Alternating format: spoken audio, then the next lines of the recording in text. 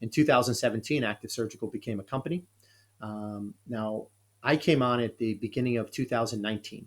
After witnessing in December of 2018, we powered the first fully autonomous, minimally invasive robotic surgery. So it wasn't an open procedure anymore. It was minimally invasive. And I witnessed this and I was watching this, and the technology, fantastic.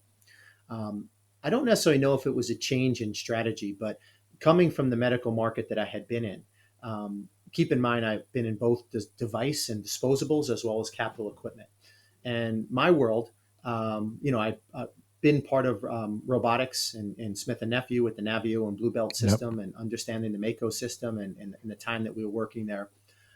But I realized in general surgery and laparoscopic technology, there were three major companies: Carl Storch, Stryker, and Olympus.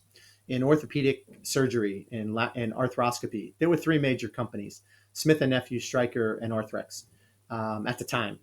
And you go to GI, there were three major companies: Olympus, Pentax, and Fuji. And this is the way capital goes and scopes. At the time that I was talking to Activ Surgical, there was 50 to 100 companies trying to come out with a robot. Yet, obviously, we knew about the few that had been FDA cleared. One was shutting its doors. Another was looking to change its name and go to a different means.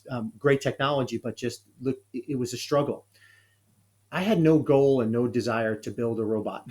The goal would be to raise $2 billion to hopefully in 5 or 10 years have 2 or 3% on the market.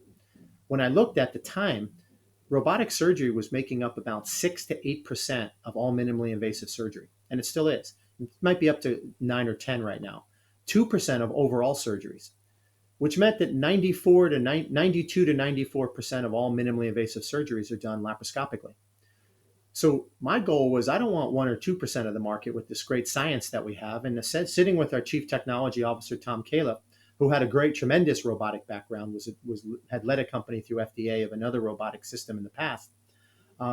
We sat down and had a discussion of how do we get our technology to work with all systems, all minimally invasive scopes, arthroscopes, as well as robots. Okay. So we have the opportunity to go after 100% of the market. Doesn't mean we're going to get 100% of the market, but to limit ourselves to quite a few, I don't think would have been a good strategy. In hindsight, I'm very glad we made that decision.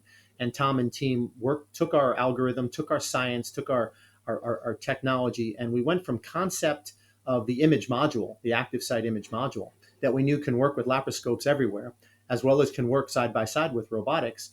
And we went from concept through the FDA in 2 years.